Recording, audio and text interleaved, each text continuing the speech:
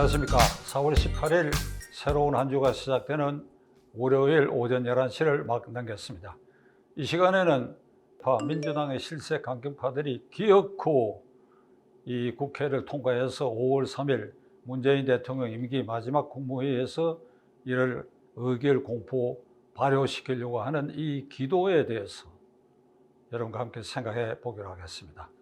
우선 검수완박이라고 하는 것은 검수완박 법안이 아닙니다. 형사소송법과 검찰청법을 개정해서 현재 검찰이 갖고 있는 6대 범죄에 대해서 이 수사를 완전히 박탈해 버리는 것입니다. 박탈과 동시에 현재 진행되고 있는 6대 범죄 수사에 대해서도 수사를 중단하고 뚜껑을 덮도록 하는 것입니다. 이것을 검찰 수사를 완전히 박탈하는 검수완박이라고 우리는 얘기를 하고 있습니다.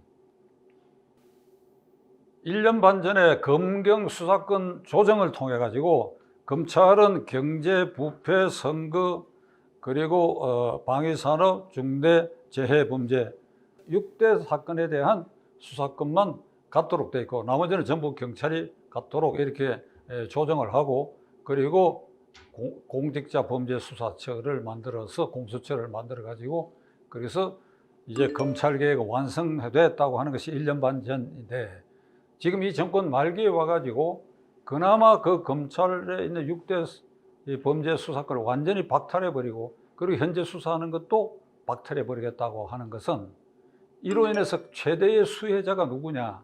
그거는 이재명, 문재인 그리고 정권 실세들이 여러 부패 사건에 관련되어 있는 이들을 검찰의 수사권을 완전히 박탈해서 공중에 분해시킴으로써 그들의 수사망을 피하게 하는 1차적 이 수혜자가 그들이기 때문에 그들을 보호하기 위해서 이런 무리한 법안을 통과시키려고 기도하고 있다는 사실을 국민 여러분들은 다 깨닫고, 특히 박찬종 TV 시청자 여러분들은 똑똑히 이 점을 알고 계시라고 저는 굳게 믿고자 합니다.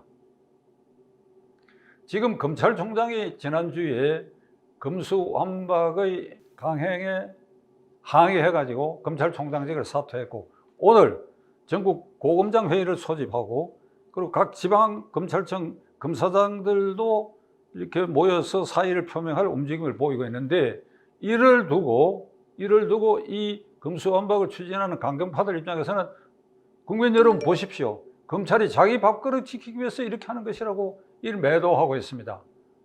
물론 전국의 2,300여 명의 검사들이 자기들의 그 고유 권한을 박탈당한다는 데 대해서 허전한 감도 있고 반발 심리도 있고 할 것입니다.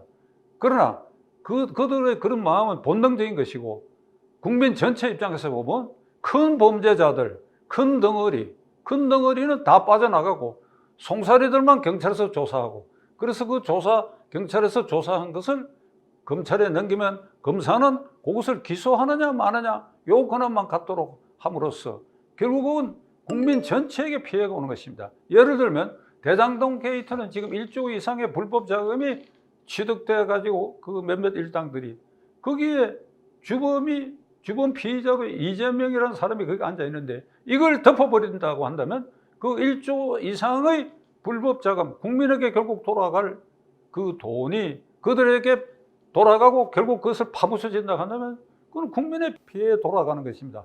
따라서 큰 범죄 사건을 검찰이 수사하지 못하고 박탈당한다고 하는 것은 그 피해가 국민 한 사람 한 사람 개인의 호주머니에게 피해가 오는 것이 아니라 광범위하게 국민 전체에 피해가 오고, 그리고 사법질서가 물러나게 되고 큰 범죄자들은 법망을 유유히 빠져나가는 이런 결과를 초래하게 된다고 생각한다면 이건 반드시 막아야 할 일이라고 우리 모두 깊이 깨달아야 할 것입니다.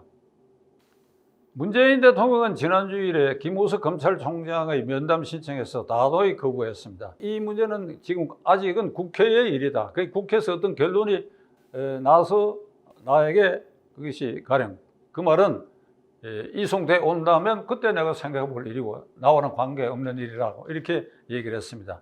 이건 굉장히 비겁한 태도지요. 뭐 임기 얼마 남지 않은 대통령이지만 국가원수에 대해서 제가 이 말을 하는 것은 조금 부담이 갑니다만 비겁한 태도입니다. 왜 그러냐?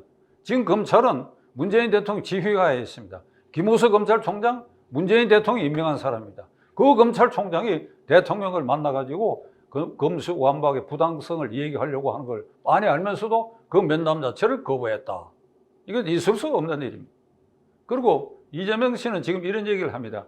어제 그저께 진실은 절대로 파묻히지 않는다. 진실은 절대로 파묻히지 않는다. 이래가지고 이 민주당 강경파들이 기도하고 있는 이 일에 힘을 보태고 아주 배후에서 이게 방매를 들고 빨리 그걸 통과시키라고 하는 응원을 하고 있다는 사실 우리 깨달아야 합니다. 자, 민주사회를 위한 변호사 모임 대한변협, 그게 다 5년 동안 문재인 정권의 둘러리를 쓰고 그걸 지지했던 단체들이죠. 한결같이 검수완박은 안 된다. 검수완박은 반대한다. 그리고 모든 법과대학 교수들이 한결같이 그런 얘기를 하고 있고, 관변 여론조사 기관에 의하더라도 적어도 과반수가 훨씬 넘는 숫자가 검수완박은 반대하고 있다. 그런데 이 강경 실세 이 추진파들은 대깨문들, 문재인 대통령 임기 말에도 여전히 지지도가 30 몇 프로에서 40% 가까이 된다. 그 지지 계층만 믿고, 그리고 이 법을 통과시켜도 그 후유증은 적을 것이다. 이렇게 아마 생각하는 모양인데, 천벌받을 일이라고 저는 생각합니다. 자, 그러면 이 민주당 강경파들이 이 법안을 어떤 과정에서 어떤 꼼수와 어떤 강경책으로 통과시키려고 하는 것인가에 대해서 조금 번거롭게 들리실지 모르겠습니다만, 한번 여러분들이 이 문제에 관심을 갖고 이해하기 위해서는 잠시 제 말씀을 들어주시기 바랍니다. 우선 법제사법위원회에 이 두 가지 법, 이른바 검수완박 법안을 이렇게 제안을 하면 야당이 안건조정위원회를 구성하자고 틀림없이 제안하게 되어 있습니다.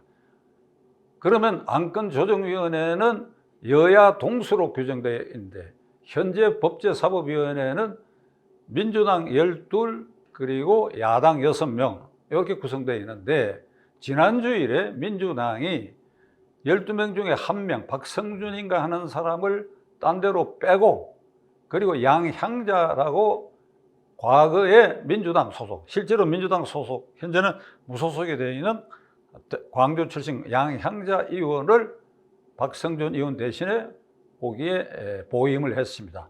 그렇기 때문에 현재 법사위의 의석 분포는 민주당 11, 그리고 국민의힘당 6, 그리고 무소속 1 이렇게 되어 있습니다. 그럼 안건조정위원회는 여야 동수로 규정대로 되어 있기 때문에 민주당에서 3명, 그리고 양향자 의원이 사보임 안 했다고 한다면 민주당에서 셋, 그리고 국민의힘당에서 셋, 이렇게 6명이 될 텐데, 양향자 의원이 무소속으로 들어옴으로써 민주당 셋, 국민의힘당이 셋에서 하나 줄여가 2, 양향자 의원 1.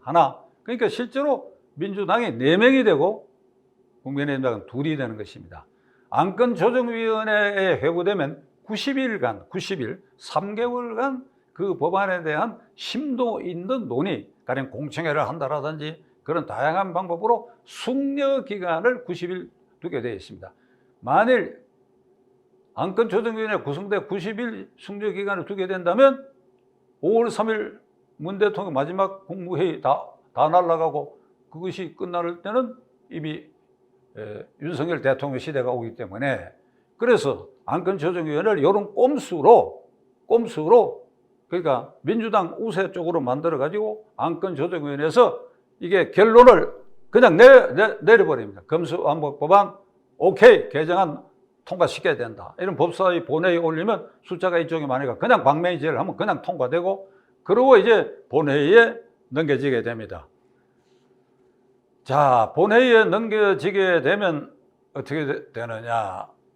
현재 이 여의도 국회에는 임시회기 중에 있는데, 이 임시회기가 5월 4일에 끝나게 되어 있습니다.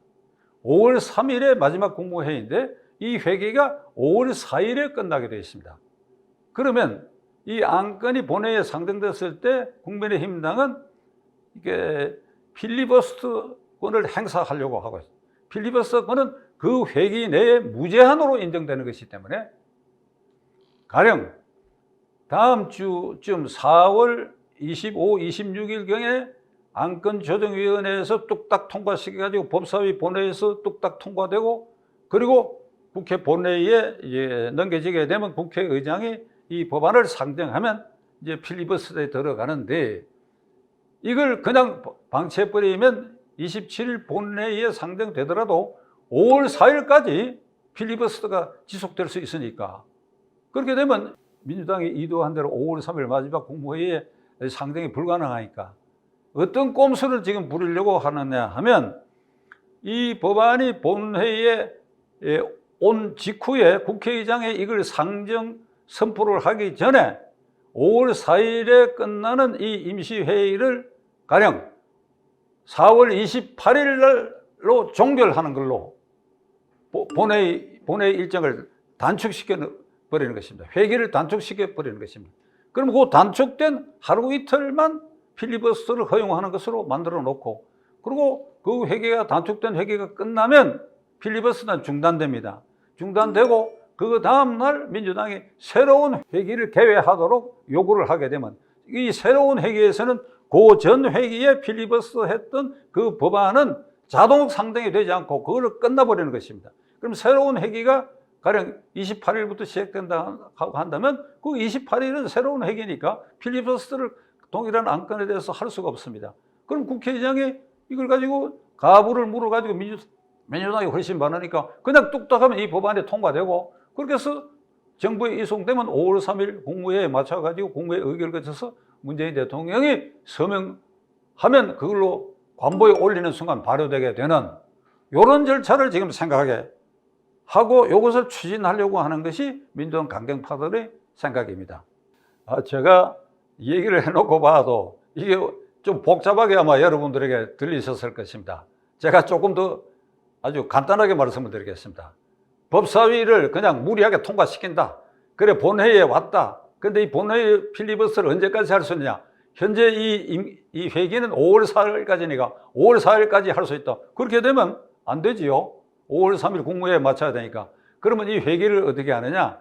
이 법안을 상정하기 전에 회기 조정안부터 먼저 상정해가지고 이 회기를 예를 들면 4월 30일이죠. 이렇게 끝나게 해가 야당의 필리버스터 시간을 조금만 주고 그리고 그 회기는 끝나버리니까 필리버스터가 끝나게 됩니다. 그럼 그 다음날 다시 새로운 회기를 여는 임시국회 소집 요구서를 내가지고 그렇게 다시 새로운 회기가 개시되면 그 회기에는 그 전에 회기에서 필리버스터에 올려졌던 법안에 대해서는 다시 필리버스터를 행사하지 못하니까 그냥 가부를 물어가지고 본회의에서 이 법안을 통과시킬 수 있다. 이런 말이 되는 것입니다. 그러니까 이런 꼼수, 안건조정위원회도 민주당을 하나 빼고 자기 편에 무소속을 끼워 넣는 이런 악랄한 방법 그리고 본회의에 하더라도 현재 이 회기를 이렇게 꼼수로 단축한다. 그리고 필리버스터 하는 걸 중단시키고 그 다음날 본회의에서 통과시키고 5월 3일 날짜에 맞춘다. 이렇게 딱 되어 있어요. 지금 이 사람들 생각대로 갈 것입니다. 다만 걸림돌이 딱 하나 있어요. 그게 국회의장입니다. 국회의장이 법사위에서 넘어온 이 검수완박 법안에 대해서 본회의에 상정 안 하는 게 하나 방법이 있고 본회의에 상정 안 하는 게 그 다음에 둘째로는 체면상 본회의에 상정하더라도 회기를 단축해서 쪼개기 다시 새로운 회기를 여는 이 안건을 국회의장이 상정하지 않는 것입니다. 상정하지 않으면 어떻게 되느냐? 그러니까 본회의는 5월 4일까지 계속되게 되는 것이죠. 그렇게 되면 이 법안은 날아가는 것이 되는 거예요. 그런데 이걸 박병석 국회의장에게 기대할 수 있겠느냐? 지금 박병석 국회의장의 그 일정은 이렇게 되어 있습니다. 4월 23일부터 5월 2일까지 워싱턴을 방문하도록 되어 있습니다. 4월 23일부터 5월 2일까지 워싱턴 방문할 수 있게 되는데 지난주일에 박병석 의장은 이건 상대국 의회 지도자들과 그다음에 정부 관계자들하고 전부 약속된 일이니까 이걸 의전상 쉽게 이걸 내가 취소할 수 없다.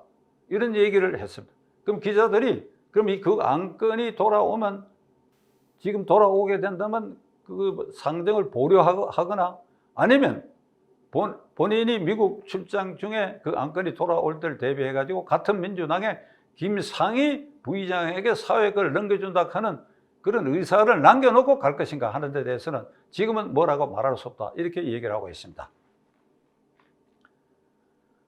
어떻게 보면 박병석 국회의장이 키를 쥔 꼴이 됐는데 작년에 언론중재법안을 본회의에 상정하지 않아가지고 이 법안을 무산시킨 전력이 있습니다. 박병석 국회의장은 이 정치부 출입 기자로서 아주 민원 기자였고 저를 취재를 담당했던 일도 있기 때문에 그 개인의 성품을 저는 잘 알고 있는데 과연 박병석 국회의장의 이 말썽거리 검수완박 후일 역사적으로 국회에서 이 법안이 무리하게 통과된 것에 대해서는 반드시 헌정사의 오점으로 기록될 것이 분명한 이 법안에 대해서 본회의에 상정을 하고 회기 쪼개기에 안건을 상정을 해서 결국은 민주당 강경파들이 의도한 대로 이 법안을 통과시킬 것인가. 이 법안에 대해서 개인적 구체적 이해관계가 없다 하더라도 이것이 얼마나 사법 질서를 근간을 허물어뜨리며 헌정사에 오점을 남겼냐 하는 것에 대해서 저처럼 분개하고 반대하는 이들이 굉장히 많습니다. 언론도 그렇고. 그럼 박병석 의장의 입장에서 보면 당신 한 사람의 결단으로 이런 많은 사람들의 피곤함과 우려와 걱정을 단숨에 씻어줄 수 있지 않겠습니까? 그렇다면 우리는 박병석 국회의장에게 한번 큰 기대를 가질 수밖에 없습니다. 이 방송을 들으신 분들 중에 국회의장 비서실 관계자들이나 그와 친한 분들은 이런 의견을 꼭 전해주시기를 간절히 빌어마지 않습니다. 저도 잘 아는 사이니까 이 방송 끝나고 개인적으로 그와 면담하도록 한번 노력을 해볼 생각입니다. 사태가 이런데 많은 국민들을 당신 한 사람의 결단으로 이걸 우려와 걱정을 씻어줄 수 있다고 한다면 그 길을 택하는 것이 육선 국회의원까지 오른 사람이 국민에 대한 마지막 봉사가 될 수 있지 않겠냐. 강경파들로부터는 무수히 비난과 욕을 얻어먹을지 모릅니다. 그런데 그보다도 훨씬 많은 사람들로부터 박병석 의장의 그러한 태도가 칭송받고 역사에도 그것은 올바랐다고 저는 기록되리라고 저는 확신에 맞지 않습니다. 곁들여서 저는 박병석 의장과 그 측근들에게 이 말씀을 남기고 싶습니다. 존 F 케네디 대통령이 상원의원 시절에 써낸 책이 있습니다. 그가 상원의원 시절에 써서 이 퓰리처상을 받은 책이 용감한 사람들의 일지, 그 원문으로 하면 Profiles in Courage라고 되어 있는데 이걸 우리나라에서 번역될 때는 용감한 의원의 투쟁사라고 기록되어 있습니다. 거기에는 미국의 상원의원, 하원의원 10여 명이 그의 이외 활동을 통해서 역사와 국민 앞에 올바른 방향이라고 생각해서 투표하고 말했다. 그것이 그 당대에는 비난도 받고 엄청 피해도 받지만은 그러나 역사가 되고 나서는 그런 소신 있는 의원들이 오늘의 미국의 이회 민주주의를 풍성하게 하는 밑거름이 됐다. 그래서 이분들을 존경한다. 그 13명인가 하는 의원들의 그 활동 상황을 박해를 받았지만은 올곧은 행동과 올곧은 표결을 한 그 의원들을 칭송하는 그런 책이 지금도 시중에 번역본에 있습니다. 박병석 의장, 그 책 한번 읽어보시기 바랍니다. 간절한 마음으로, 기도하는 마음으로 박병석 의장에게 권고의 말씀을 드리고자 합니다.